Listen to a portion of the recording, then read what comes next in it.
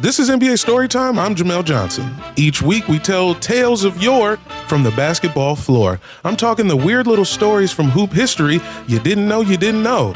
Like why Lisa Leslie waited to bust out the first women's dunk for the perfect moment. Or how the Lakers managed to win a game with only 4 eligible players on the court. Then we bring in a basketball or comedy friend to talk about what we just learned in a post-game episode. Listen to NBA Storytime wherever you get your podcasts from Blue Wire.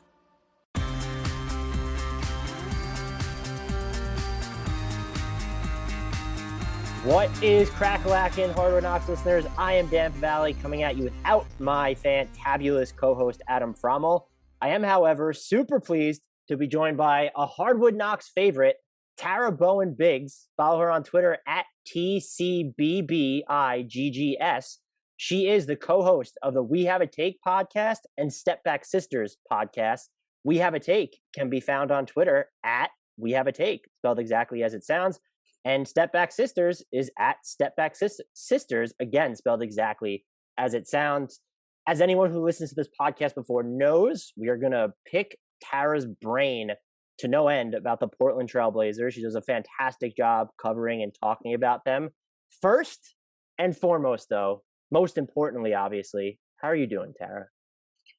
I am so happy to hear your voice. I get so delighted every time you ask me to come on the podcast. My robot voice or my actual voice? Well, your Twitter printing in the message notifications when you DM me and ask me if I can come on. That's when I start to get very happy because I'm like, yay! I didn't do so bad the last time. He's going to have me on again, and I just look forward to talking to you so much. I am just pleased to get to have a conversation. But to get to your question, how am I?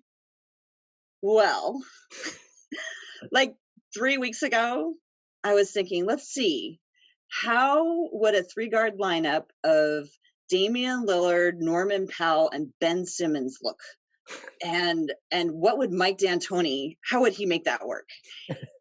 And now here we are, 3 weeks later in a very different world. People are choosing to give up their season tickets. Friendships are being torn asunder. We're all on pins and needles, worried about the star who has, been such a force in our community. It's messy. It is really messy right now in the Portland Trailblazer fan base in Rip City. I mean, the fans are not the ones who are a mess. It's just everything feels like it's kind of falling apart and like spectacularly fast, quickly. For a team that's been probably like a billboard for stability over the past, I mean, Neil Olshey has been trolled a bunch before, but this team has not been.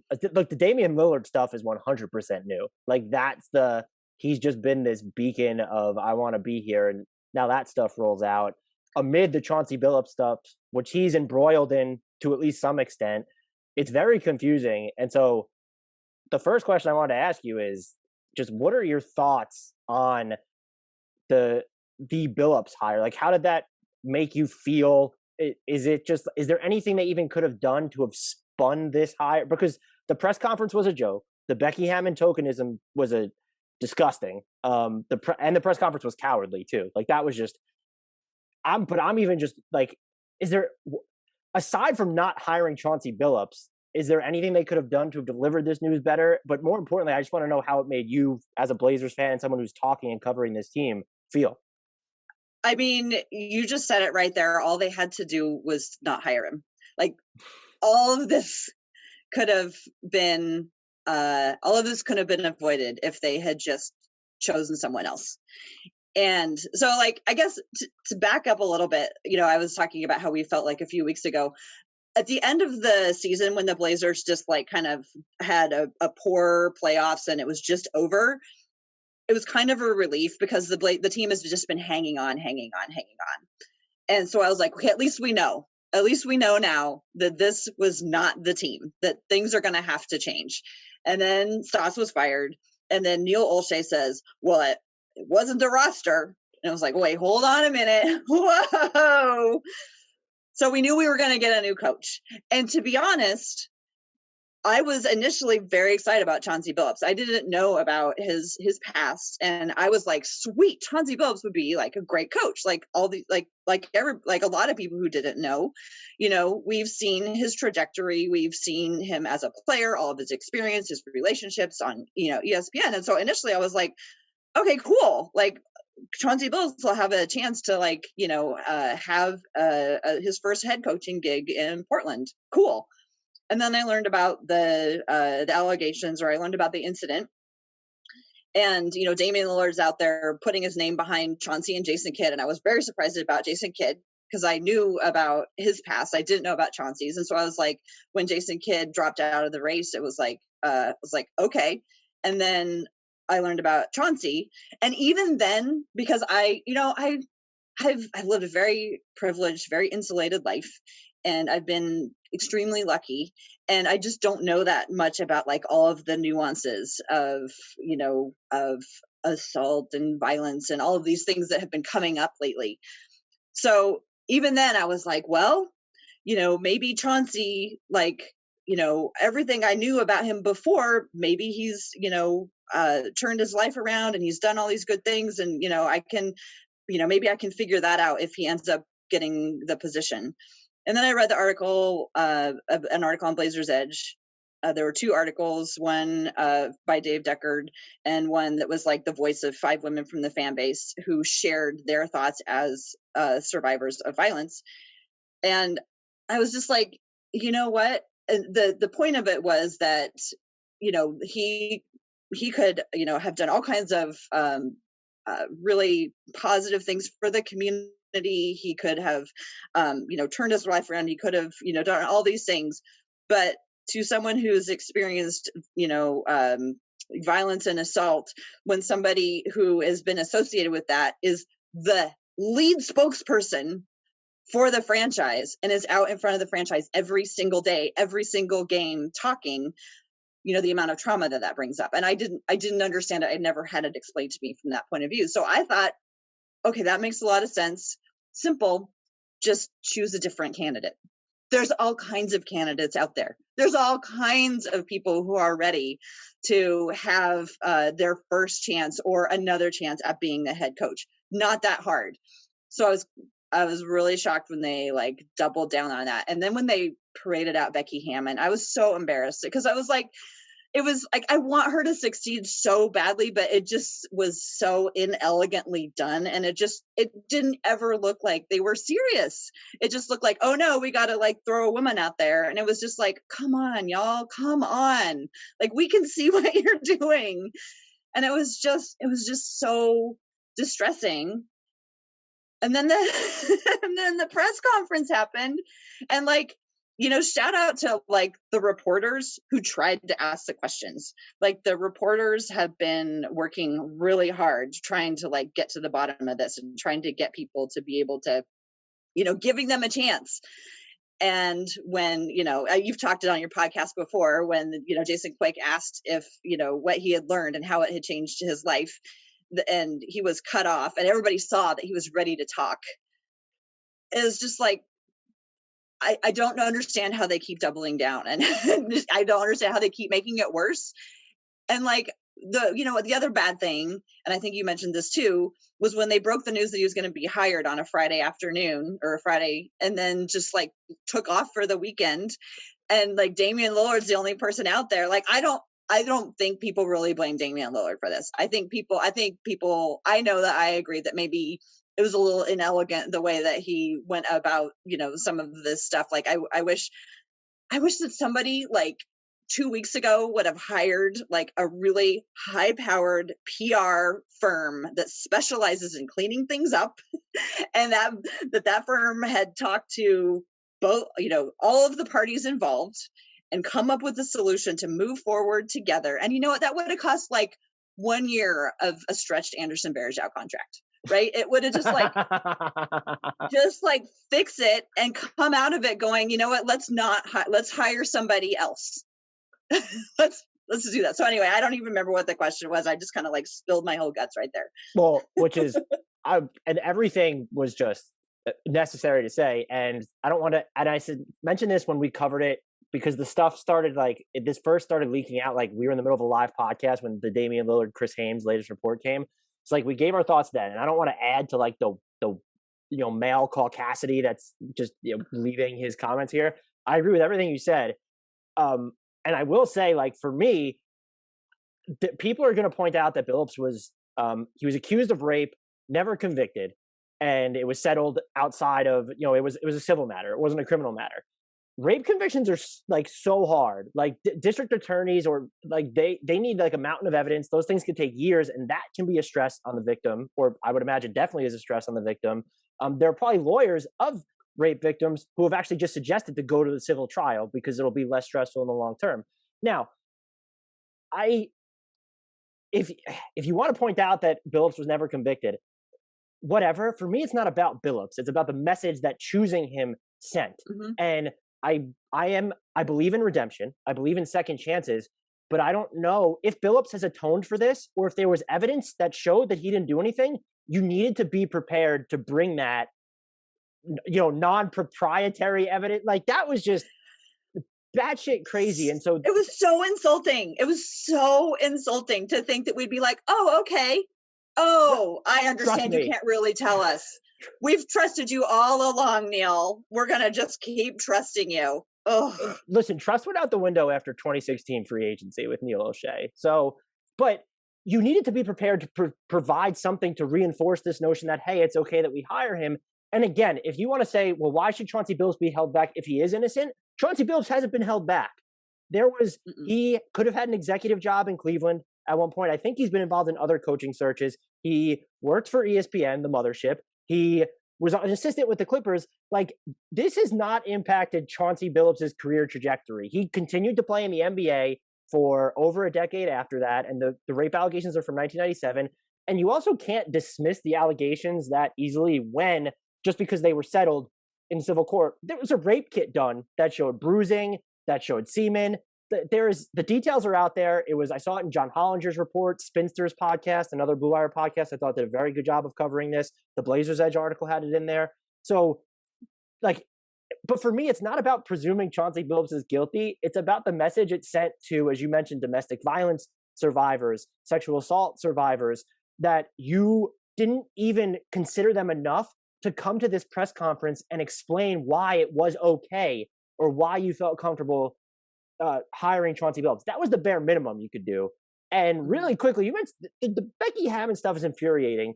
I don't want to have to think this way. I wanted her to get another job that wasn't the Blazers job, because, and we're going to talk about this, the Blazers seems, I can't remember who termed this, like there's some Steven Silas potential there where everything blows up. He took that Rockets job with James Harden and Russell Westbrook on the roster. Look where he's at now. And I want the first female head coach in the NBA. I shouldn't have to think like this, but to be in a position where they are actually given the time and the resources to succeed.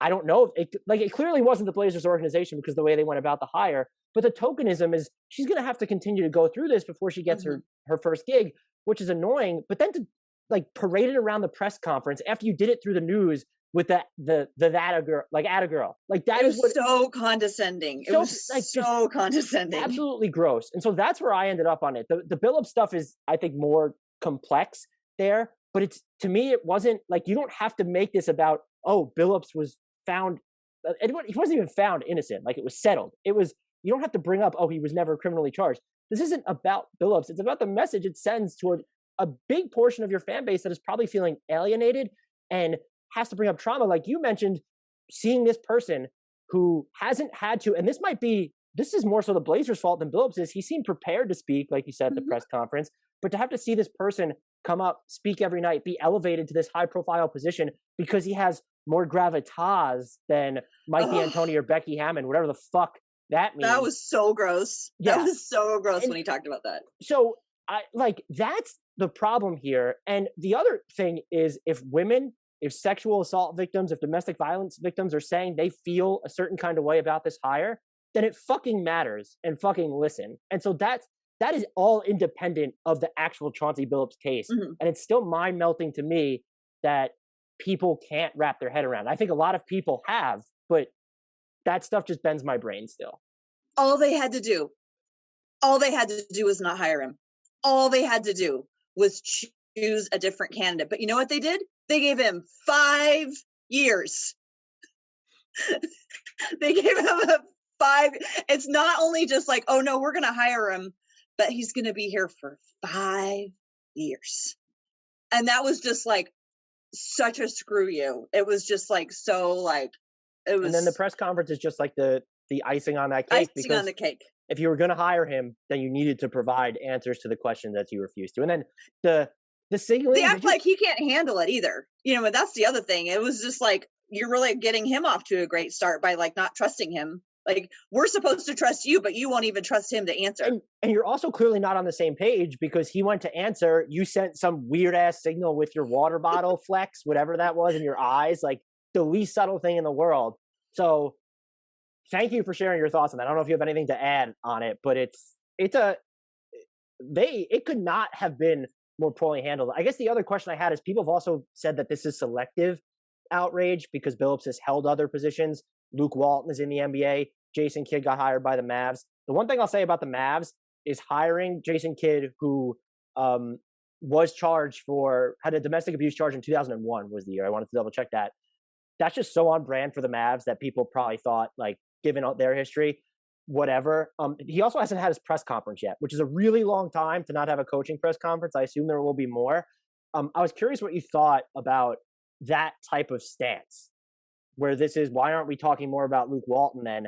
My argument would be, to lay the framework, there's going to come a point where this is sad. We're probably not talking about Chauncey Billups like this either. These things sort of just fade to the background because it doesn't do anything, because the Blazers clearly, or Neil Olshey, however many decision makers were involved, clearly felt empowered enough to do everything they did. This is a body of shit show work. Like, it's not just the Billups hire, but it's like you mentioned with Becky Hammon. But I'm just curious how you feel when people say, well, why wasn't there this outrage when Billups was here? Or why aren't we talking more about Luke Walton?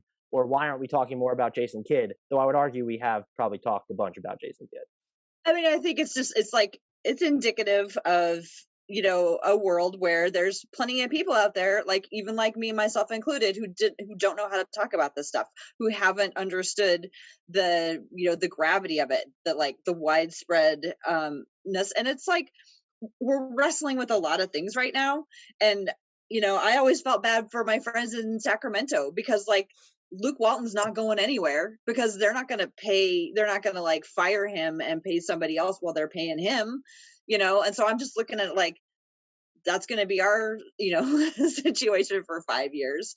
And, you know, I guess it's time for maybe the league to decide, you know, what they can. Oh, I wasn't going to bring this up, but maybe I will. So like, is it spicy Tara time?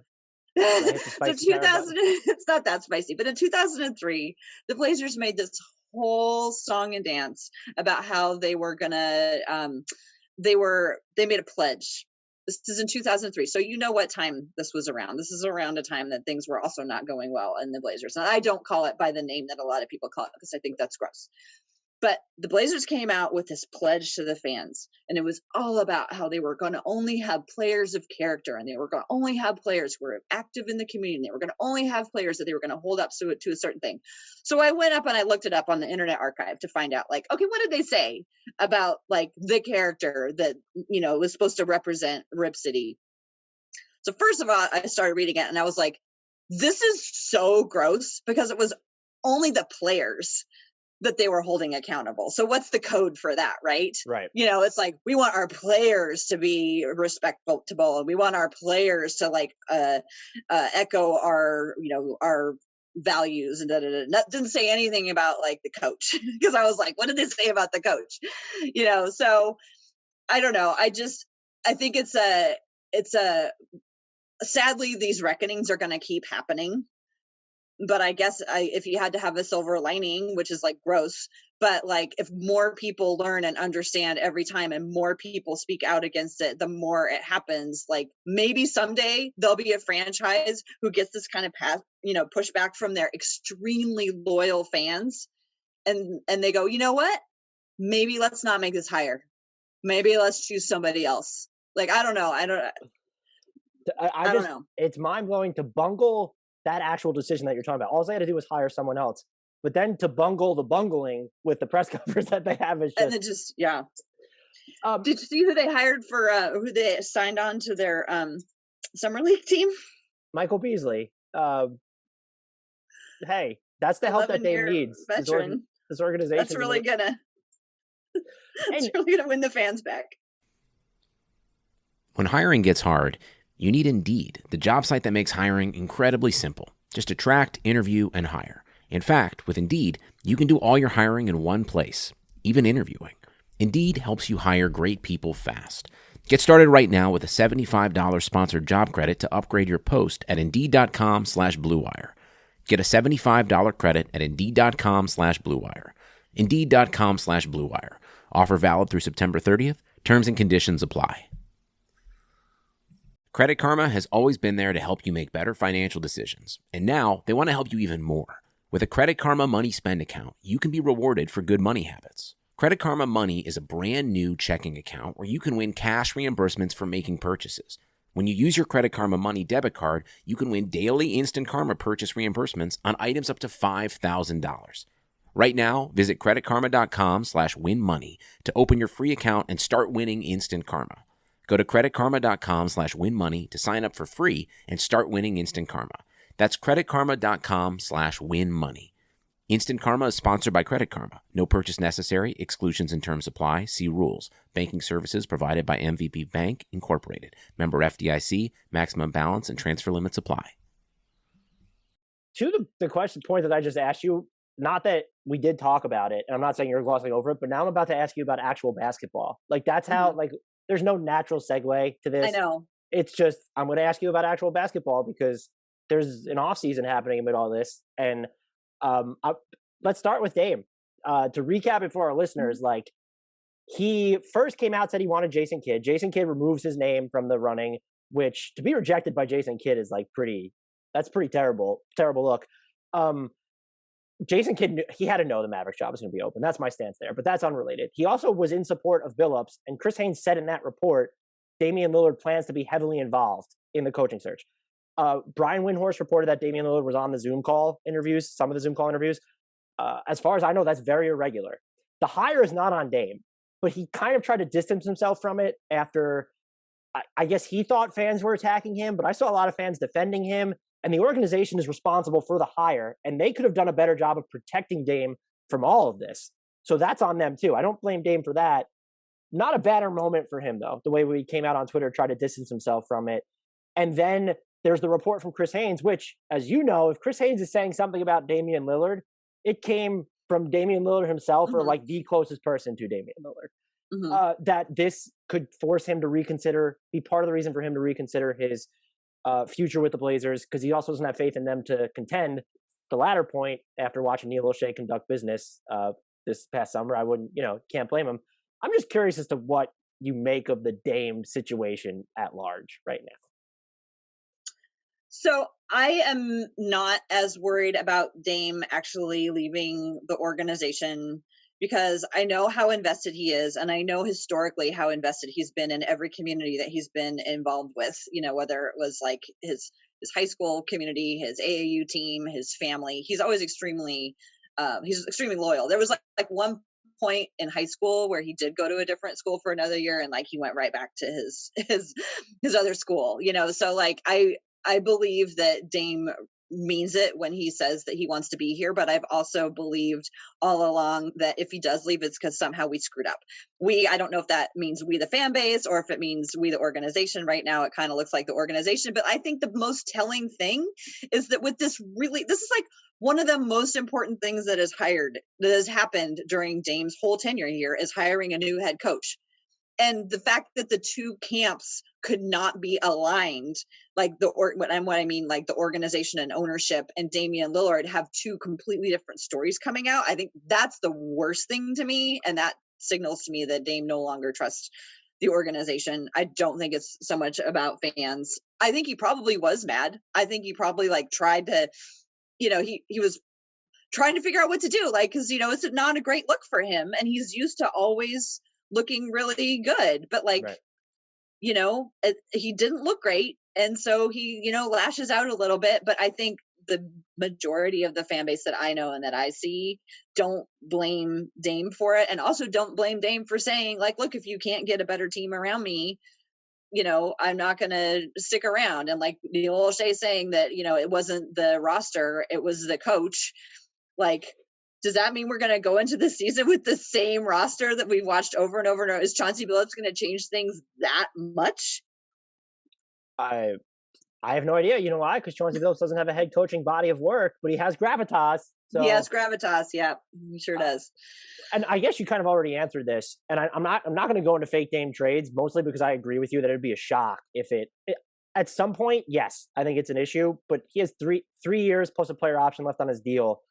I would just be shocked if anything happened this season. Mm-hmm. But would your opinion change of him if something did happen this season where that's a lot of time left on his deal that he signed to all of a sudden change course? And the follow-up to that is, if they were to trade Dame, would you want them to actually start over, or would you be favoring a type of like, well, let's get good players so that we can remain competitive? Because for me, zooming out, I think people who cover the league at large or just aren't in Portland, aren't covering this team day to day, are going to say, no, you need to start over. You bottom out, picks, yada, yada, yada. But it's just so much more complicated than that. It is. And right now people are so mad at the front office that I think I personally don't care which direction they go. I just want them to get a front office that is different, that has like more respect for the fans. And so like, if they got in a new front office and that front office laid out the vision and explained it to us and didn't say, just trust us, then I would be, fine with whichever. I mean, like, just like the recent weeks, it reminds me of like one of my favorite quotes, which is from Roman Emperor Marcus Aurelius, who said, things can change in a moment. And something could happen to Damian. Something could so when he says, I want to be a lifetime Blazer or whatever, like, I totally believe him, but I also know things can change in a moment. And we've just been through a moment. And I think we'll be able to get through it, but like, that doesn't mean it won't happen again. And it doesn't mean that it's not, it doesn't mean that he, could end up deciding to leave. I just hope that if he does decide to leave, he does it in a way that like, he's not just like leaving the whole place in flames, that he at least has a, fond memories long enough, fond enough memories of all of us who like didn't have anything to do with this, to try to at least help us get set up in a way that we can move forward without having to completely bottom out. And I think I agree with you. The only way I think it would change my perception of Dame is if this was like, if he was actually using the fan base as like a shield for this, like that would be where it'd be like, okay, no, like that's not on the fan base. The organization now though, and I might have viewed him differently had Terry Stotts still been the head coach. Let's say they don't make a coaching change and it's this year that something happens with Dame. And I'm only looking at this year. Down the line, I actually get it. I might have viewed him differently based on like, I'd rather lose here than win anywhere else type deal. But now the organization has given him a built-in excuse to get at, GTFO whenever he wants because of how poorly all this was handled and how they failed to protect him. So I'm with you on everything there, but I ultimately don't think it becomes an issue, which is why, are you ready to move on to like the stuff that I think actually matters? Yes. Let's talk about basketball. What the fuck is up with Nicole and Nurkic? Jusuf Nurkic, sorry. I can't believe I'm cursing so much, but like talk, that moment, that post-game presser where he was like, I don't even know if I'm going to be here. That's up to my agent. And look, I'll say if I were an NBA player making $12 million a year, I'm not going to care what, like, I'm not looking at, oh, my contract's non-guaranteed. It's not up to me. I'm taking that money. So maybe he didn't know that, but those were very bizarre words. And just the general consensus is that he thinks he needs a bigger role. And that somehow, that had its own moment, but then everything else that happened kind of buried that. So like WTF, there's the PG version, WTF with Nurkic. Oh, Jusuf. Okay, so you know what? If he could stay in the game and stay on the floor and make a layup, I'd have a lot more empathy for him. It's been a roller. He's just a huge personality. And if Nurkic is on your team, it's a roller coaster because they go as Jusuf Nurkic goes. You have like the steady conductor of the train, Damian Lillard, But really, it's like Jusuf Nurkic is like, if he is there and dialed in and wants to win more than anything, there's like little that can stop him.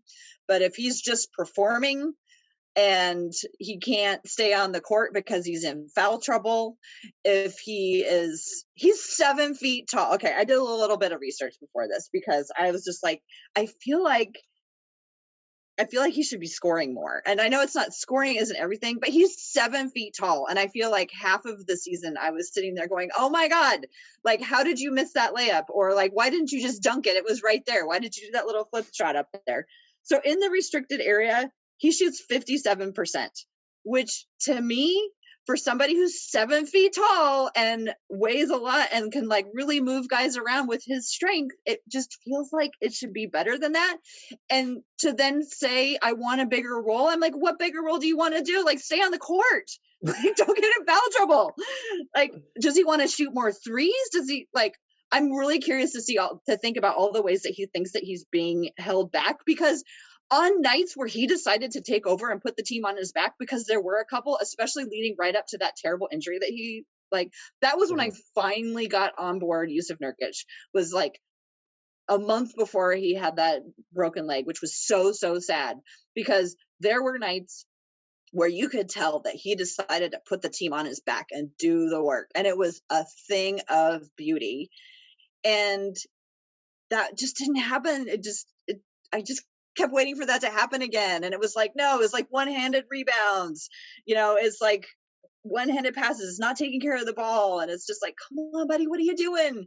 Like, and then there's the fact that he's with Clutch, and Clutch already, traded Gary away, which, I'm happy with Norman Powell, but like, I feel like they're whispering in. I feel like when he was saying some of the things that he was saying in the press conference, somebody has been telling him, like, you don't have a big enough role there. You could have a big enough role. You could have a bigger role.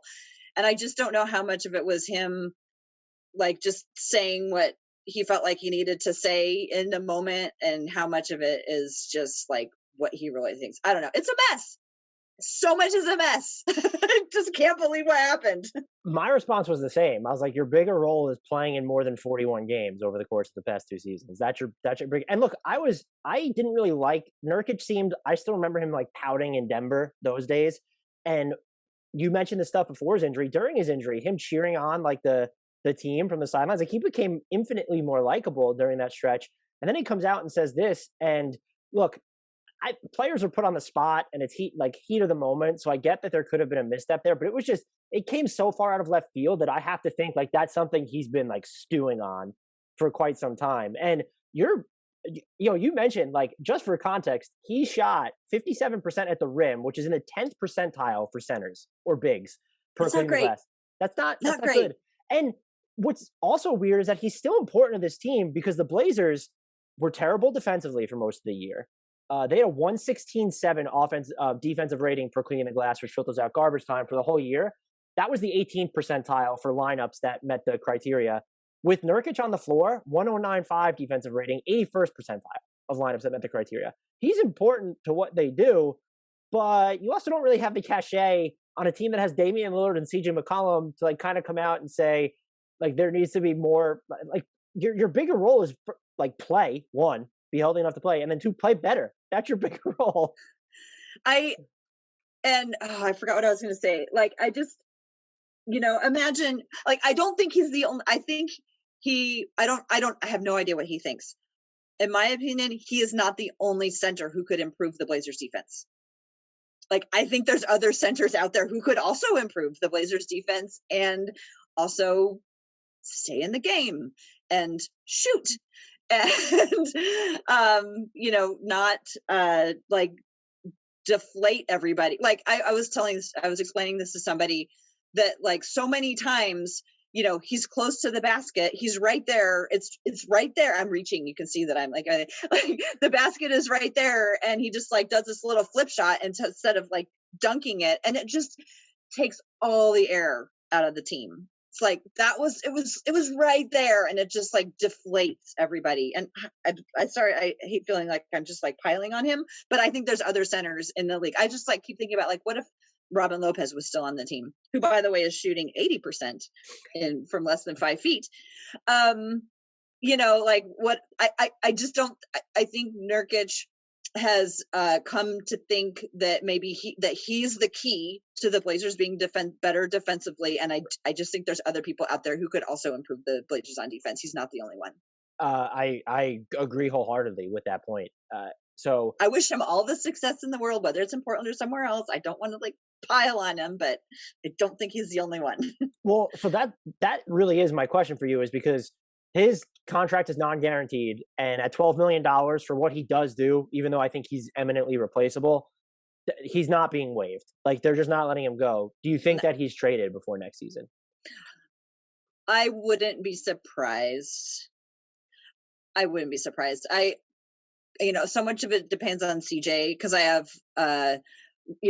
it worries me to think about what would happen for Damian if both CJ and Nurkic were traded, just because he gets so attached to his teammates and everything, and that might be a pretty good blow. But I also think that he also is really great at embracing new teammates, so maybe it wouldn't be so bad. Where do you fall on the CJ McCollum stuff? And we've talked about this. I feel like the past two off seasons, when you were hosting a Blazers Ed pod, I came on and talked about it. Yeah. I think we talked about it during the middle of this season. And the complexity of it is CJ McCollum is so good, but he's never made an all-star team. He's not an all-NBA player. So it's tough to trade him and get better because there needs to be other stuff attached. So I've long been an advocate of don't move CJ McCollum. It just doesn't make sense. Given how last season ended, though, and everything that's going on right now with just Damian Lillard's future kind of staring you in the face despite him being under contract for another 3 or 4 years, where do you land on it now? Because I find myself severely softening my stance where I'm you have Norman Powell, who everyone expects him to re-sign. Otherwise, why did you trade for him? Anthony Simons showed stuff even during the postseason, had moments. So if you have those two guys, I might argue that CJ's probably never been more expendable to them, but I'm just curious where you land on it now. Yeah. So I also have softened my stance a lot. I would look at it, and I look at it from a different point of view, though, because I want what's best for CJ. And on his podcast recently, he addressed all the being constantly in trade rumors. He is constantly, since his second year, everybody in the town that he plays for has been calling for him to be traded.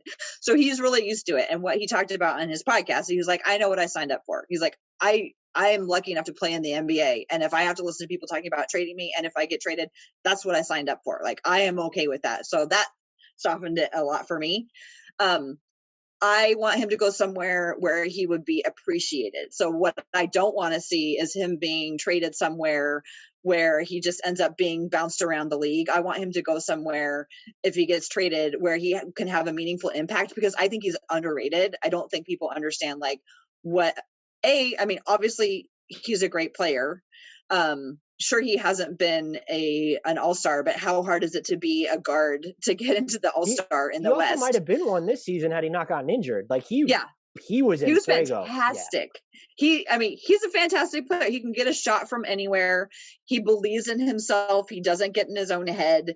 If he does have a spell where he isn't playing well, he just plays right through it. He's he's played through injuries. He has been an absolute, solid, plus just all the good things that he does in terms of he's the guy who helps the rookies and buys the rookies the new suits, who tells them how it's all going. CJ is so important, and he has so much more to give than just an excellent mid-range game and, pretty good range from three.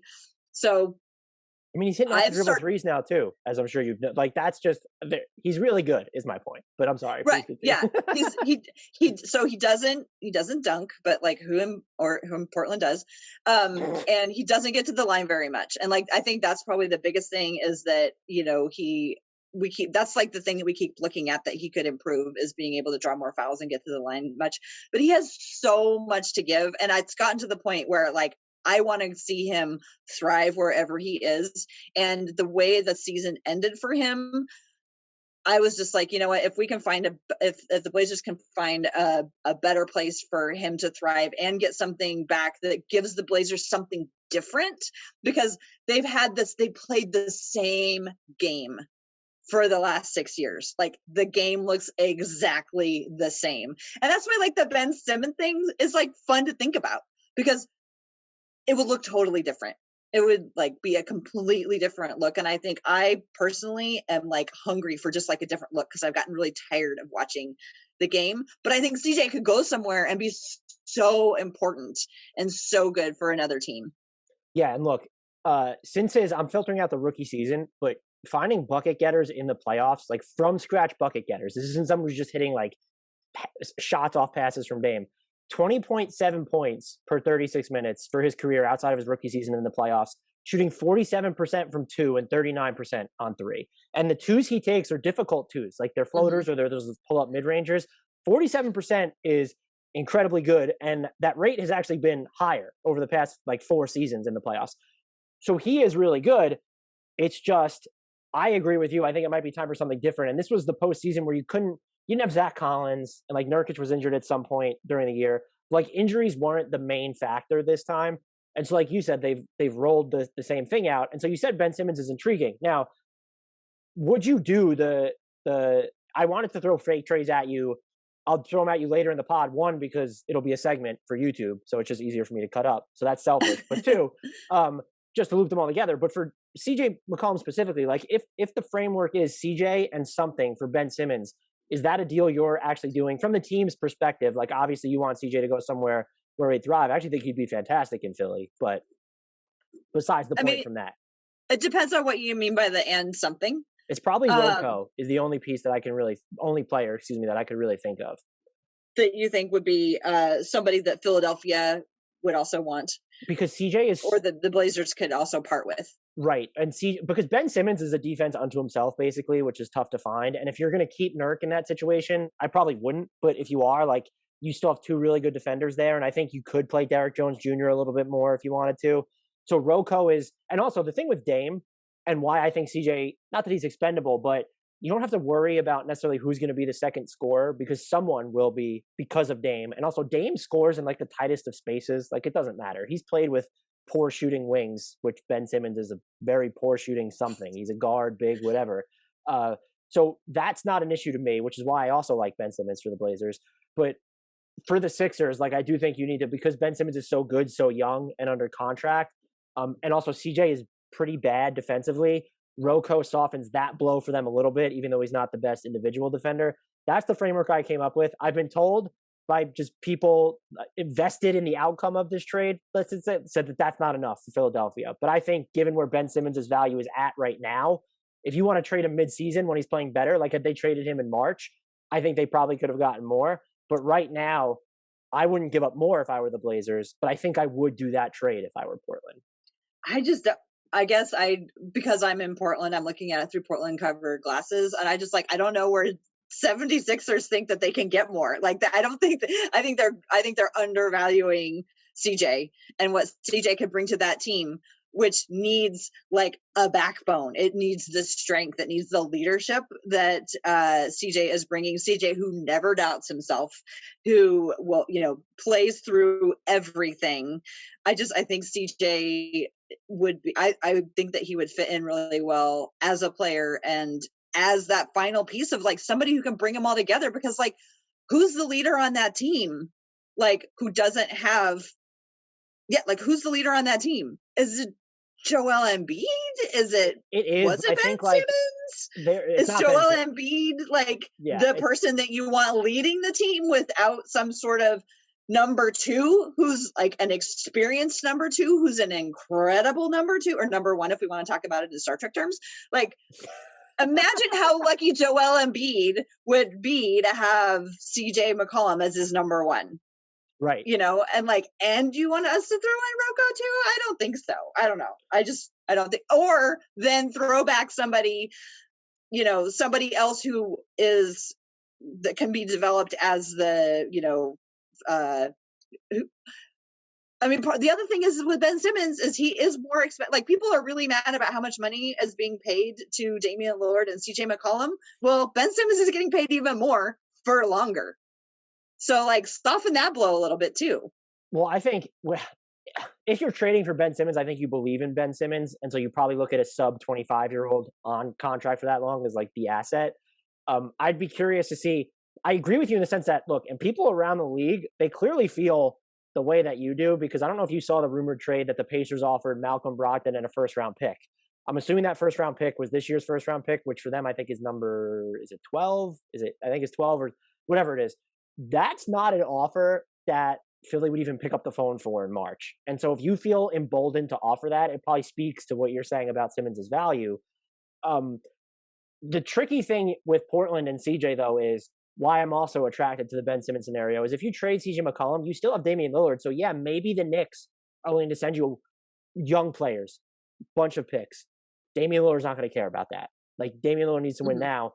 I think Ben Simmons is at least, as flawed as he is still a win now player for the Blazers. And there are probably very few scenarios where I think teams would be willing to give up a ton of value for CJ where it's not a very future based package, which again does nothing for the Blazers if they want to keep Damian Lillard. Yeah, and I'm glad that you pointed out the fact that Ben Simmons is 25, and so like when his contract is over, he'll just be the age that CJ is now. So that is not something that I had taken into consideration. But I mean, I would push. I mean, what do I know? But I would push for just like straight up, and just remind them how lucky they would be. Right, and I think you can do that because if I'm Joel Embiid. Although I've heard that Joel Embiid is like really into like the nuance of he spent time learning when he was injured under Sam Hinkie, so maybe he's like more invested in like the trade minutia than we're giving him credit. But if I'm Joel Embiid, yeah, I'm making the straight up swap. And if I'm Portland, I am saying what you're saying, because if you're Philly and you're willing to move Ben Simmons right now, his value has never been lower. So I agree with you there. I think if it was just a straight up swap, if I'm Philly, I might roll the dice and see if I could reboot his value to next season. But that's why it's such a fascinating conversation for both these teams, because they're in these just like they need to maximize the windows of their current superstars. And that's difficult to do with who they have around them right now. Yeah, I'm ready to adopt Ben Simmons. If he wants to come to Portland, he can come and stay at my house. And, you know, I feel like I also want what's best for him. And after what we saw at the end of the season, clearly a change of scenery is going to be better for him than staying in Philadelphia. Whenever a player says that it's like a mental thing, that I always just sort of, even though I've made jokes, like I always sort of feel for them, because it's like they're under such a microscope. And that's the thing with Dame and the social media we were getting back to. Maybe it wasn't it was probably, I would say, a minority of the fan base that was going after him. But like when you have that huge of a following, the minority of the fan base is still probably thousands of fans. So yeah, I get that aspect. Moving on to Norm, I kind of just offhandedly said that they're going to resign him. Do you think that they will? Like, do you think that he's back in Portland next season? I think that they will, because they have the tools to do it. You know, they can they have his bird rights, I believe, so they can go over. I just think that's their best chance of signing an impact player right now. Everybody else is going to be somebody that they can pick up on the margins, or it'll be a trade. I think go ahead. Did you like his fit with the team during the time that he was there? Yeah. I mean, I thought he fit in really well. I talked to you about at the beginning, like I enjoyed the 3-guard lineup, even though obviously it wasn't sustainable and it wasn't something that they could really do in the playoffs. But imagine if one of the guards was 6'10", you know, that's a different look, right? Right.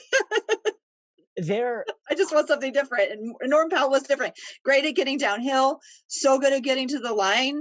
Like that was like a pleasant surprise. Like, oh, he draws fouls. He knows to do that. And then he's just real explosive. And a lot of times, like if I wasn't paying close attention, I'd like look out of the corner of my eye and was like, was that Dame or was that Norm? I don't know. When I was grading the trade in real time, I ended up being higher on it than when you're doing it in real time. Like you look back and you're like, wow, what an idiot I was to write that. But me and you talked about it. You were like, I saw you weren't too fascinated by it. And I was looking at it purely from a cost perspective of, I'm pretty sure Gary Trent Jr., who is younger, is going to be cheaper and is a little bit more complimentary, but they didn't need complimentary. They needed, you mentioned the downhill juice that he gives them. And so I think that's important. I'm just one of the reasons why I also think that there's a higher chance than normal of a CJ McCollum trade. How many dudes under 6'4" are you going to pay 15 plus? Because he's probably going to cost them between $15 and $20 million to keep. How many of those do? And I want players to get paid. I don't care about Jody Allen's pockets. I don't care.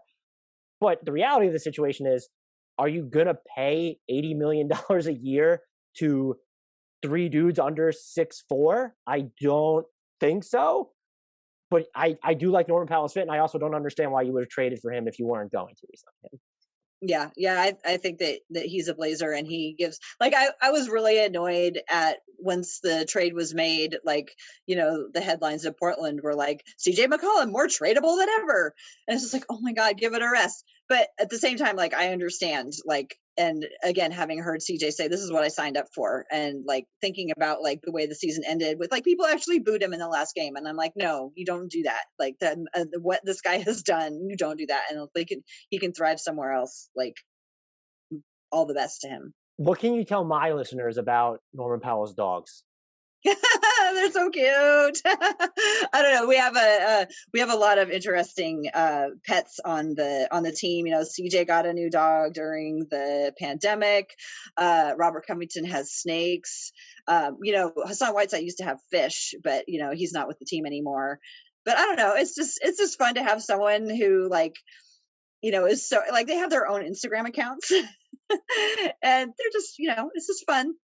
It's fun to have other non-basketball things sometimes. The Raptors crossover pod you did with I can't remember who was on it, but I remember listening to it, was fantastic because I didn't realize how attached the fan base was to Norman Powell of all people. He's been such a roller coaster his entire career, with the exception of really this season, and I think towards the end of last one. They seemed gutted to lose him from an emotional standpoint. So that was fun. I highly recommend if people could check out that podcast. I'm here for all the dog content. Dogs, puppies, love them. I could probably do without the snakes, not gonna lie. But Rocco's a different kind of guy, right? And that's just where he goes. He has this great picture if you find him where he's got the snake wrapped around his head like a headpiece. Oh my God. What are you doing, buddy? Okay. Derrick Jones Jr. This team has so many understated could be free agents, but I'm assuming he picks up his player option if only because he really didn't play a ton in Portland, especially as the season wore on. Is it really just because he's not a good shooter? Is that why they didn't play him more? Dan, I have no idea. Okay. People come to Portland and they lose all of their abilities to dunk. We have 2 dunk champions on the team and the fewest dunks in the league, right? I don't know. Your dunkers don't play though. That's why. I know, but even when he did play, I don't know why Terry didn't like that as an additional option. To have somebody to cut who's right there, who can sky high. Part of it is because we also don't have the best lob throwers in the league. I'm hoping that's something that they will get better at. I mean, it's just there's just things. If you want to watch assists, if you want to watch dunks, if you want to watch lobs, you just got to pick another team. Maybe things will change. I don't know, but I don't know why Derrick Jones Jr. I don't understand why Derrick Jones Jr. didn't play. It wasn't I thought that he was going to be a game changer, their best player on the team or anything, but I don't know why he sat down. Now, when Rondae Hollis-Jefferson joined the team, I saw the difference between the way Rondae Hollis-Jefferson plays with no offense and Derrick Jones Jr. having limited offense. But I still felt Rondae kind of held the team together a little bit more with it. I feel like Derrick Jones Jr. never really found a role, and maybe that's why they just didn't have the luxury of giving him time to find his role. Something that I'm almost embarrassed to say I didn't give consideration to until you just said it is when you're in an offense that's run through Dame, CJ, and then Melo, of course, Derrick Jones Jr. might not be the best fit because you're not going to have those opportunities to necessarily move off the ball as much or get out in the open floor like he did in Miami. And then, yes, you could argue we'll keep him on the floor for his defense. He's kind of in the Rocco mode, though, where he's a better team defender than he is going to be an individual defender. I think you could Rondae Hollis-Jefferson, Nurkic maybe, but Rondae Hollis-Jefferson might just be their best individual defender from this roster this past season, or he's at least pretty close to it. So I hadn't really given that much thought, and I'm not saying they shouldn't have played him more, but it's hard to overcome that type of offensive liability when the stuff that he's best at, the Blazers, as you mentioned with the lobs and stuff, they might not be built to maximize that. He may be a little bit better individual defender than you give him credit for. I mean, he wasn't great, but like he played a lot when he was playing. He did play a lot of minutes on the best player, and like he slowed him down. But like when you don't have the machine of a good like team defense behind that, how much can you do? But like when there's this great classic picture of him that I love so much. It's not him blocking LeBron's dunk, which is also great, but there's this one of him facing up Steph Curry, just with this smile on his face, like he's just relishing. I've never seen this role. After the podcast. It's such a great picture, and it's just like I don't think he got as much credit, and I don't think he was helped by the fact that the team defense behind him. I mean, obviously this is a stupid thing to say, but like had he had better team defense behind him, he would have seemed like a better individual defender. But I don't think that he ever really got the credit or the chance to show or the role that he needed. Well, and I think it's the same thing with Rocco then too, because people were talking about how, he didn't have the impact defensively he was supposed to, but you make a great point there, something I should consider more heavily. When there are as many bad defenders around him as it is any individual defender, short of a few, and especially perimeter players, you can't be the defense that Rudy Gobert is. It's just a different machine. And I'll just say one more thing. When Nurkic came back, Rocco like had the luxury of only playing one defense for one person, and he was so much more effective because he had to cover for Kanter, and like we all know Kanter, like Kanter is what Kanter is, and like. But when Kanter was the starting center, Rocco was playing defense for two people. And you could really tell the difference in his defense when he only had to play his own defense after Jusuf Nurkic came back. Yeah, and look, statistically, the combination of Rocco and Nurkic at the 4 and the 5, they were great defensively. So that, if you do keep this team intact for the most part, there's like a blueprint to like good minutes. I still think you probably need one more guy who's not Derrick Jones Jr. But I was going to ask you, because they technically do need another backup big, maybe two, and one that could spread the floor would probably be nice. But what would you think about playing Derrick Jones Jr. in like smaller lineups where he is the backup 5? I don't really see him in that role.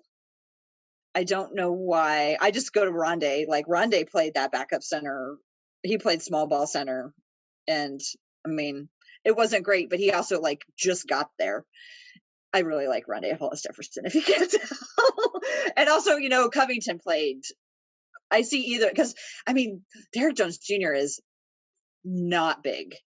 He's like tall. 6'6". He's tall, and he's he's kind. He's taller than Damian, but he's also just very, very thin. He just doesn't have a lot of bulk. So. I guess maybe like Skinny Ed Davis, like before Ed Davis got all big and buff, like Skinny Ed Davis was like really fun as the center because he could just like snake up through all of these, like, get the rebounds, like by just like being tiny and like squirting up through everybody and getting the rebounds. And like maybe Derrick Jones Jr. could do a little bit of that, but like, just like, he is so small that even some of the small ball centers would probably throw him around. Yeah, and I guess that would be the trade-off. I think that'd probably be the best way to maximize him offensively because he could get some of those like rolls to the basket as a center. But you brought up great points defensively. I think you kind of already answered this question, I think, unless you're going to throw me for a whirl here. But between Melo, Rondae, and I feel embarrassed even including Enes Kanter in here, but he's a free agent, so I gotta. Who's more integral to the Blazers moving forward? Who do they have to bring back for? I mean, I don't know. I think you think that I'm going to say Rondae, which, my heart is with Rondae, for just no good reason, except for I just think he's just like,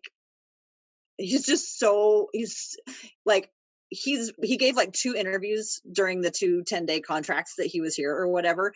And they were both just so fantastic. Like he's such a natural in terms of like communicating. And like, you can see that on the team too. Like he's actually a really good communicator.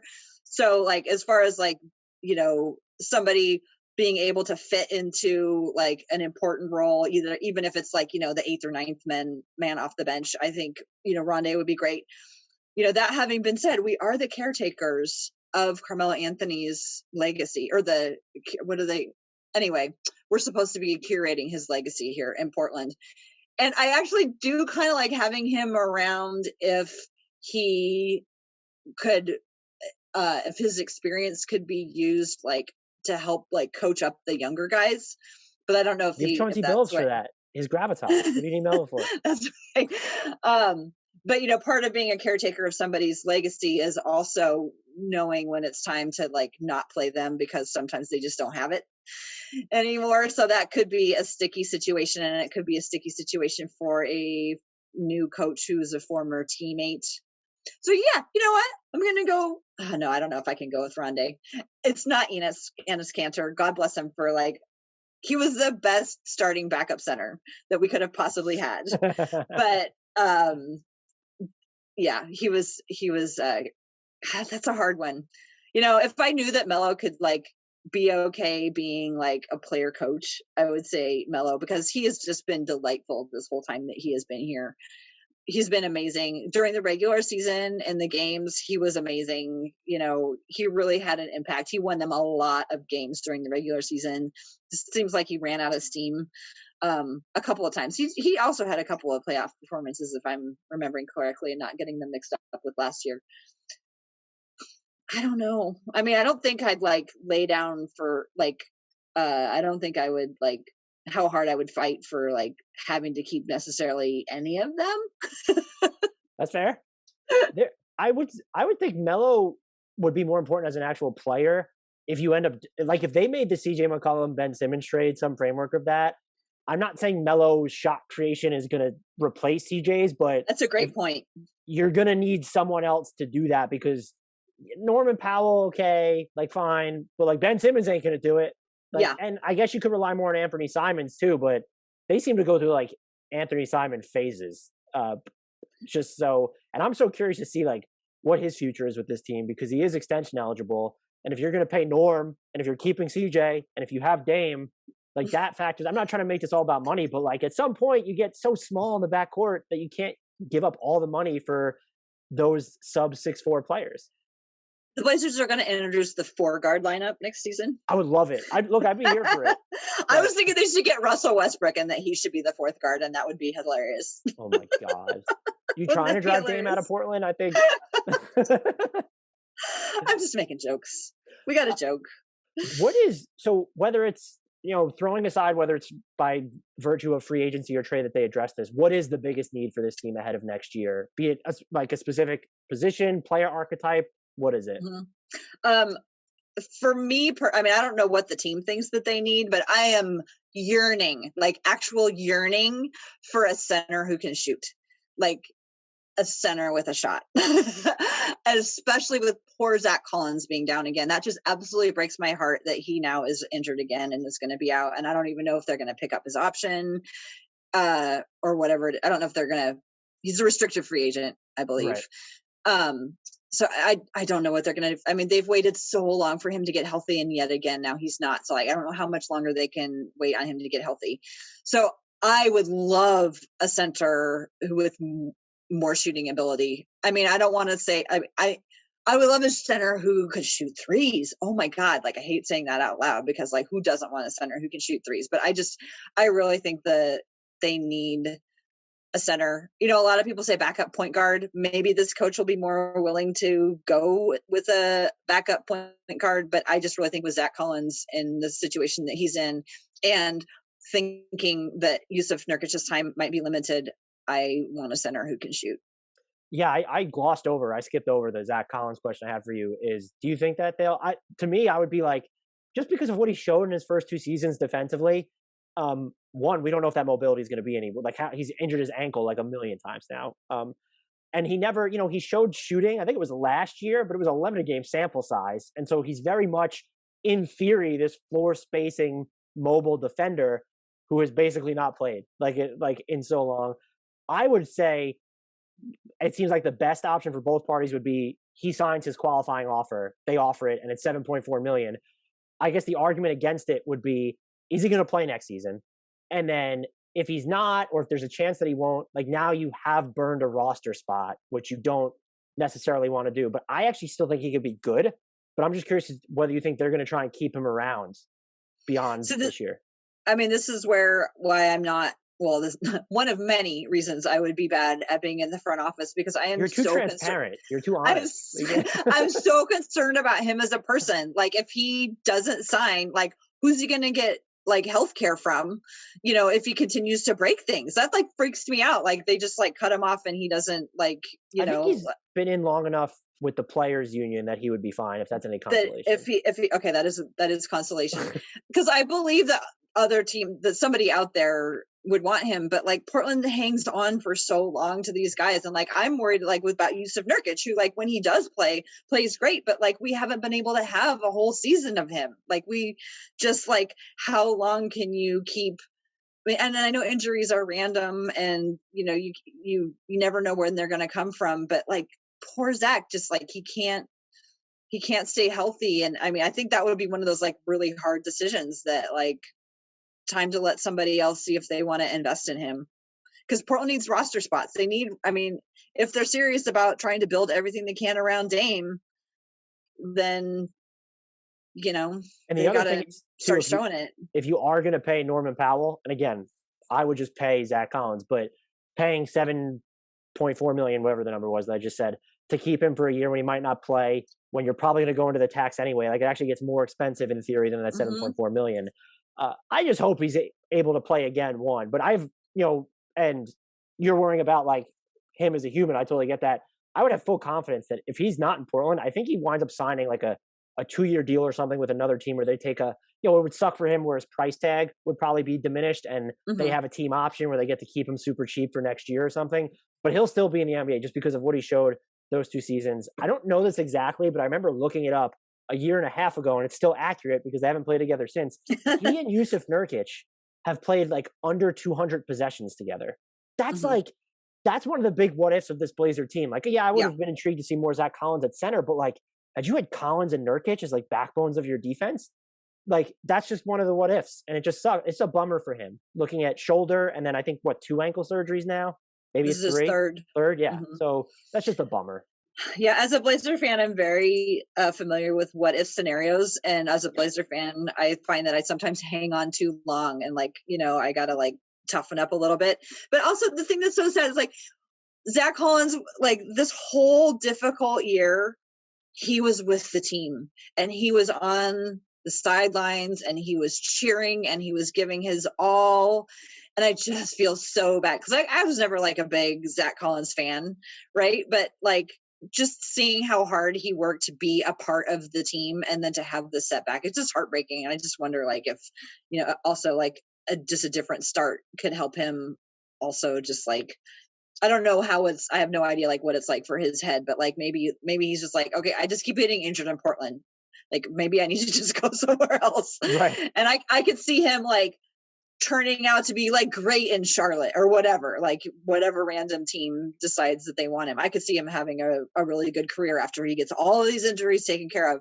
But at some point in Portland, we have to learn how to move on. Do you have any trade targets or free agents that have come to mind for the Blazers that you're hoping to see them go after this offseason? Well, I don't know how realistic any of them are, but guys that and they're like probably way beyond what the Blazers could do right now. I love Jonas Valanciunas, and I don't know that he's really fits into what the Grizzlies are wanting right now, just because they have such an exciting young core, and maybe they want to like give somebody else more of a chance to play in there. So I love him. I love Rashawn Holmes, and I'm not sure why. He's so good. That's why you love him. He's so good.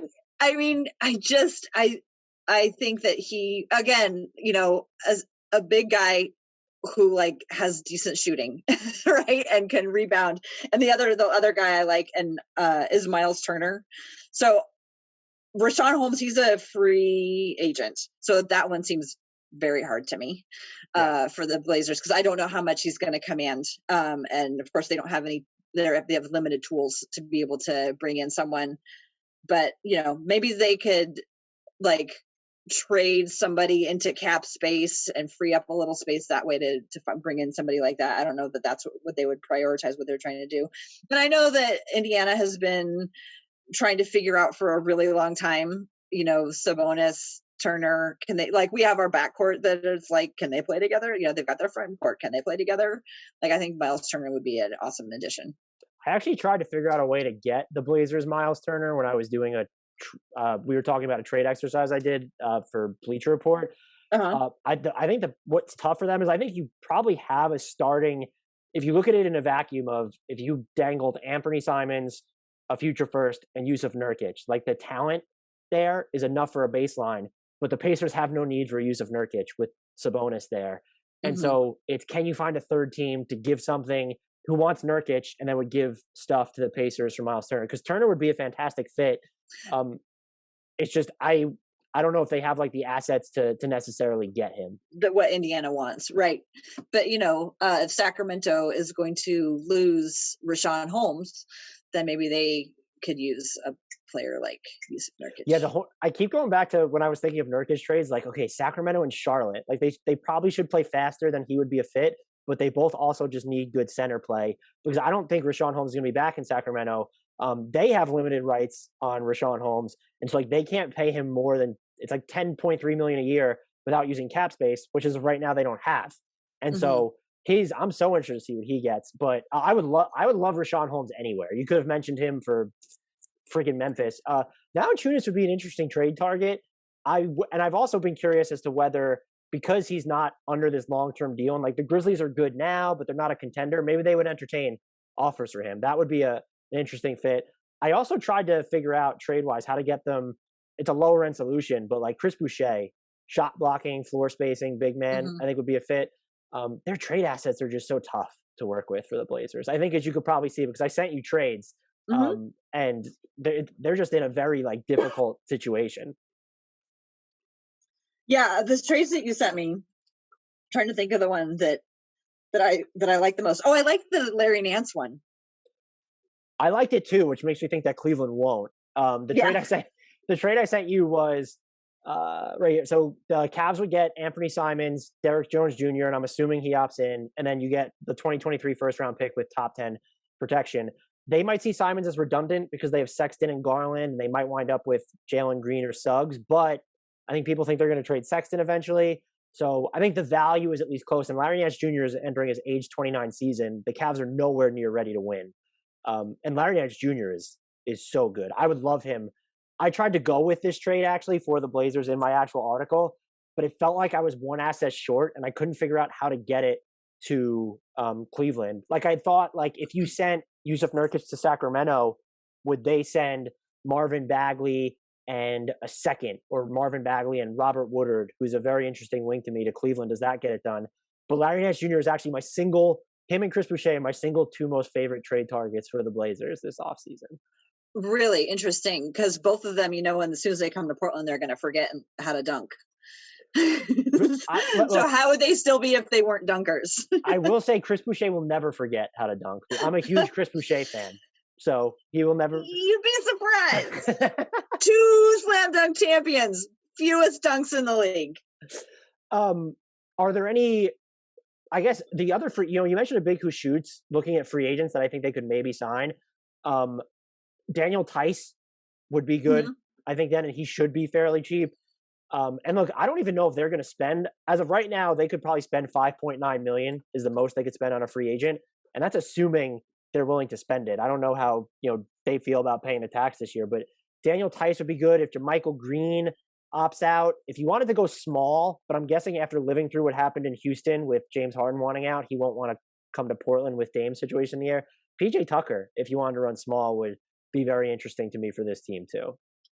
I'm always on board a guy named Green. I just want the Blazers to sign somebody whose last name is Green. It goes back to this, like 5 years ago, I did this thing where I realized that Blazers just lose to guys named Green. And I thought if they could just like get a guy named Green on their team, that would like take one of them out of the mix. This was when they had to like play against Memphis all the time, who had 2 guys named Green. But JaMychal Green was one of the Greens that I always liked. That I always thought would be a nice fit on the Blazers. What do you think about Nerlens Noel? I like his fit, but if you want someone who could shoot, he can't even catch the ball, let alone shoot. Right. So, he would just be defensive. But and that would be, so you mentioned before about Nurkic. If you wanted to trade Nurkic as part of getting another type of player. Maybe it's a wing, like a defensive wing. Nerlens Noel is, I think, proof that you could probably replace Nurkic defensively because they're two different players defensively.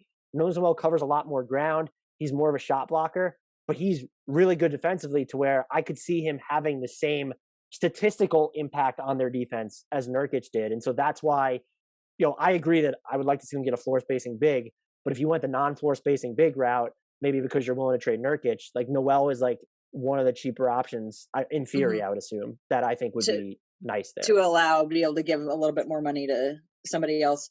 One other free agent that you sent my way, who I was very intrigued by, is Nick Batum. I've loved watching him have success with the Clippers and like the way they used him as a small ball center because he's a shooter. And then that they could slip over into small ball center if they needed to, as opposed to like being somebody who's like defensive and like, oh, sometimes he can shoot. Like he's a shooter. So that intrigued me. I don't know if he would want to come back, but I just so enjoyed watching him, except for the fact that he was on the Clippers. But I want good things for him. Go ahead. His resurgence if I'm him, I don't know why I'd want to leave LA because I don't want to jinx anything, but I had him listed because for the exact same reason you said, he doesn't have to be a small ball five, but he gives you the option now with the way that the league is trending. I wanted to ask you about one trade that you sent my direction that I don't understand. Oh, maybe I'll understand it. Derrick White for CJ McCollum?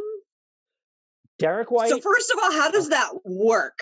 Does San Antonio have that much room that they can absorb that much contract? Yeah. So to put it basically in perspective, if let's say they wanted to re-sign DeMar DeRozan, they could probably still just take CJ McCollum into cap space without giving anything back.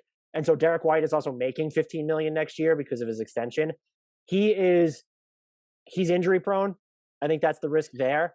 I just want to say I'm super insulted on CJ McCollum's part until you explain to me why he should not be. Because Derrick White, I think, is a borderline top tier defender who can go up against ones or twos in a way that CJ McCollum never would have been able to. He can score. He can initiate the offense. I think he's probably a better pick and roll player or a better facilitator than CJ at this point. To get in at the ground floor of someone who's probably slightly younger. And then you're also getting a lotto pick that I had number 12 going to it wasn't Derrick White for CJ McCollum straight up. It was Derrick White at number 12. You could either use that in another deal or you're getting on the ground floor of a younger player if you want to groom or see if you can make an impact immediately. You look distasted by it. That was one of my trying to figure out non-Philly CJ trades. That was I think that's the only one I sent you because it's actually the one that I like the most of anything that I could come up with. So I guess, yes, you did include the number 12 pick. The Blazers do not have a pick, so that would give them a pick. I don't know what they would, at this point, I don't trust what they would do with the pick. And also, as I mentioned, Damian Lillard's not going to care about picks. So, there's that to factor in as well.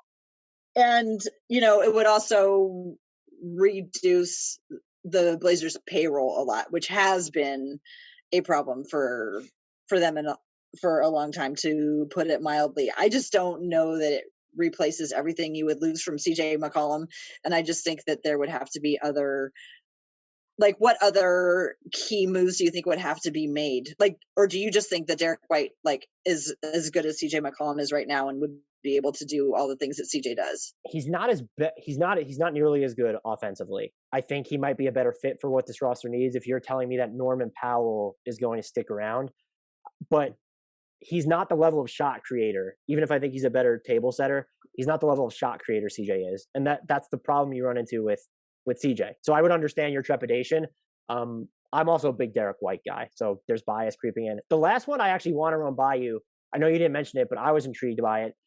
Josh Richardson was awful this past year, but he is someone who can defend 1 through 4, basically, and has shown he can hit threes in the past. And has also shown before he went to Philly, there is some off the dribble juice there. And so I'm just wondering if Dallas is so low on him that the cost was Derrick Jones Jr.'s expiring contract because they want someone who could run the floor better, maybe play some small ball 5. Nasir Little, who, speaking of someone who's struggled to stay healthy, and then that story about him having COVID was absolutely gut-wrenching. So I take it into account that I'm just moving this guy's life. I feel bad. And then a second-round pick or something. Would you be willing to take a flyer on Josh Richardson in that scenario? My thought there was just, this kind of allows you to keep CJ and Dame together, and it all feels like it makes sense, even though you're still trending smaller to me. So, I mean, there's definitely some pros to that. He's a wing defender. He also has, an expiring contract. So it's not somebody that you'd be like bringing on forever and ever. You could like give him a try and see how it goes and how he fits in.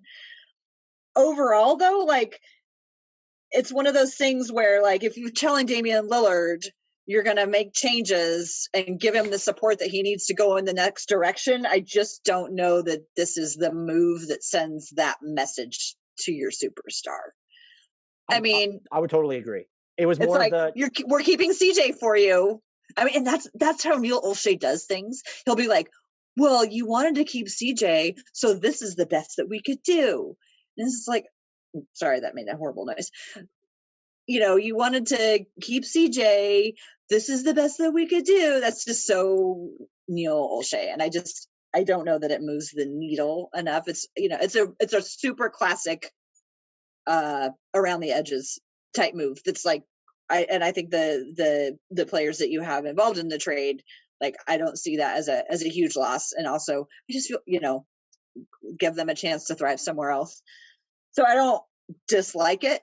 And you know what? You were the one who called Robert Covington last year, and I was like, and that's turned out great. So you know what? Why not? Is there so it does seem like you think, though, they need to take a bigger swing. So is there, like, when you've thought of trade targets or CJ McCollum bringbacks, aside from Ben Simmons, has there been any names that sprung to mind? Because, like, would you even do, like, let's say a CJ McCollum for Miles Turner and who else is that? Like, does TJ Warren and Miles Turner for CJ McCollum do it for you? It depends on if Nurkic is still there on that kind of thing. But like, yeah, I'm ready. Get the hell out of Portland already. I'm sorry. I'm over the Nurkic experience in Portland, I think. I kind of am too. Like, oh my God, dude. You don't keep him if you have Miles Turner, of course. Like, then there's another move that needs to be made for sure. Yeah, no, I am, as a Blazer fan, I'm ready to, like I said, I'm ready to see something different. I'm ready to let go of the Nurkic experiment. I'm ready. I would love to be able to keep CJ, but I'm also ready for CJ to go, like, somewhere else if that's better for him. I love the idea of, like, somebody like Miles Turner coming in who, like, somebody with a proven track record of what they can do. I mean, that's why I like Jonas Valanciunas. Like, he's not like the flashiest guy or anything, but like, we know what he can do, and what he can do would be useful for the Blazers. I think it would be really, really useful for the Blazers. Would you trade CJ McCollum for him though? You wouldn't. No, right? Okay, no. That would be more like, I mean, Nurkic for Jonas. What else do you think the Blazers would have? Would Blazers have to throw in more? Yeah, I would think Simons and then probably some sort of pick. Mm-hmm. But I think just a change like that would be pretty significant. Or do you think that Jonas Valanciunas is too much like Jusuf Nurkic, so that they're not really that different? No, I think he can actually shoot. So yeah. He helps the offense a lot. I feel like Nurk is better defensively, and he's better as a passer.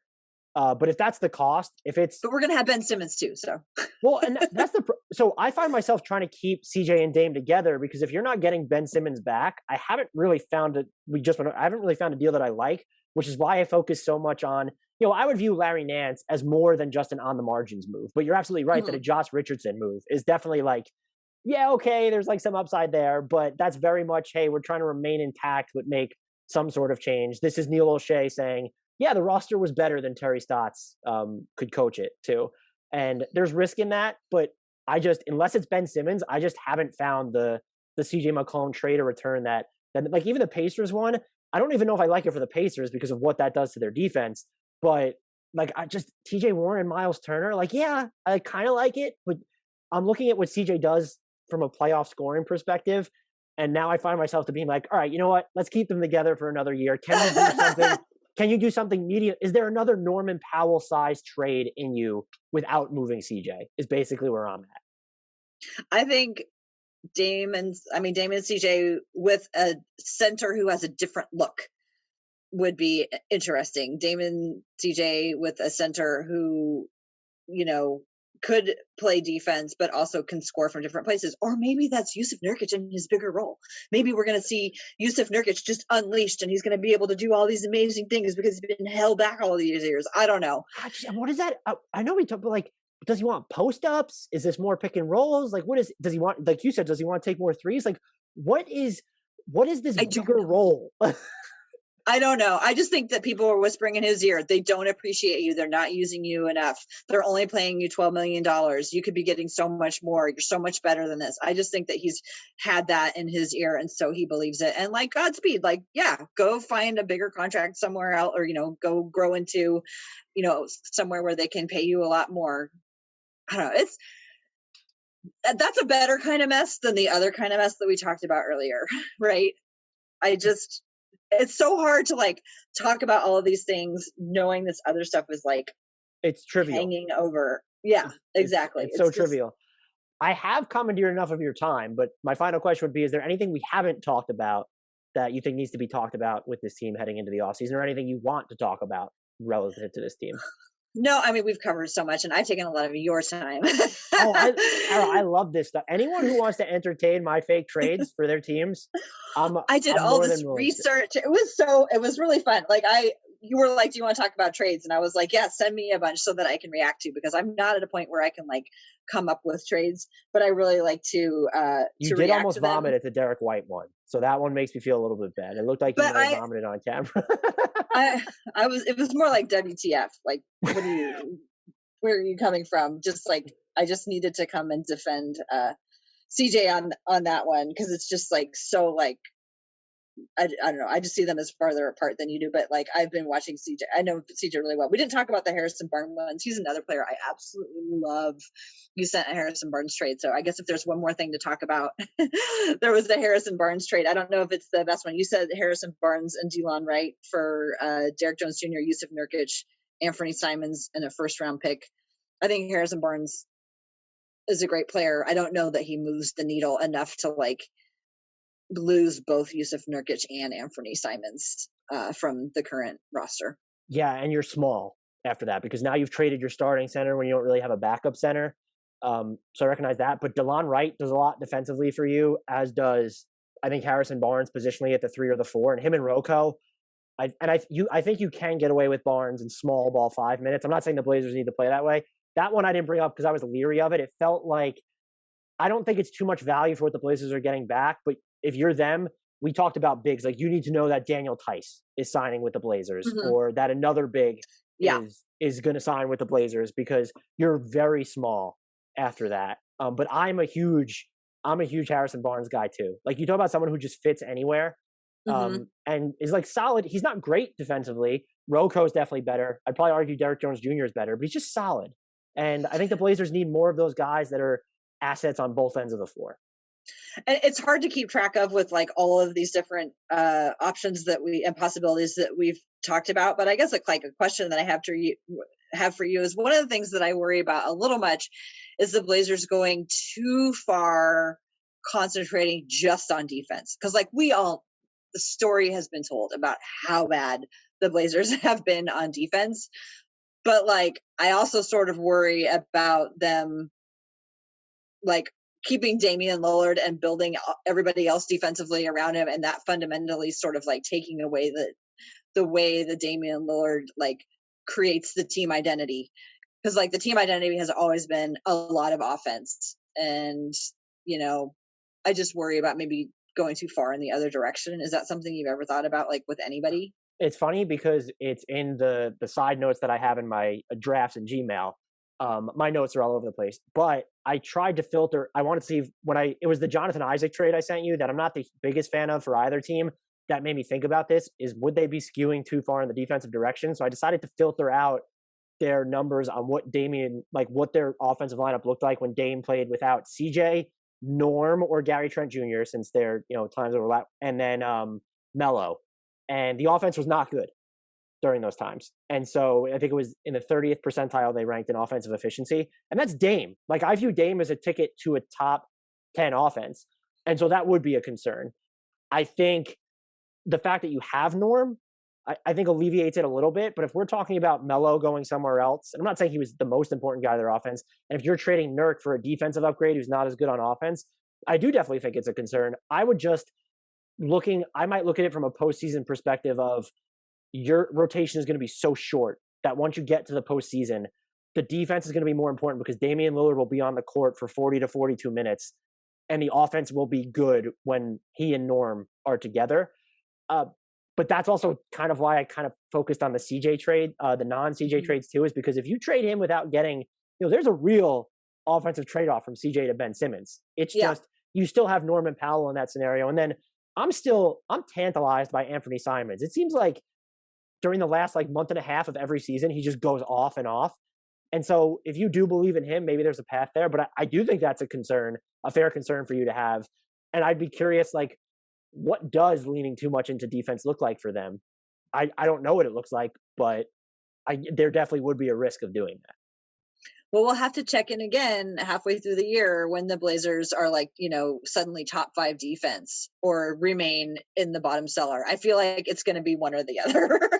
Well, I hope I'm going to be pestering you before then, once the offseason actually happens and we know what this team looks like leading into next season. So I hope you're able to come back for our regular season preview series. I love talking to you. You're always so generous with your time and your analysis, and I appreciate the update on the pets that Blazers players have. I did not know there was a picture that existed about Rocco wearing a snake on his head. Yeah, I need to see that picture of Derrick Jones Jr. smiling against Stephen Curry, though, if you can send me that. But thank you so much for your time. It really is always a joy to speak with you. And for anyone, again, who's not following Tara on Twitter, remedy that. Post haste at TCBBIGGS, co-host of the We Have a Take and Step Back Sisters podcast. Twitter handles are the names at We Have a Take and at Step Back Sisters. Once more, with feeling and for the kids, thank you so much, Tara.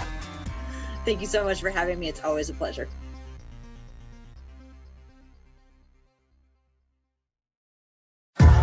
What's up, y'all? It's Drewski, and I've teamed up with Mountain Dew to produce a hilarious new basketball podcast called The Dew Zone with Drewski. Learn the backstories of your favorite ballers and celebrities like Jamal Murray, Taylor Rooks, Asia Wilson, and many more. You won't want to miss this. Listen to The Dew Zone with Drewski on Apple Podcasts, Spotify, and wherever you listen to podcasts.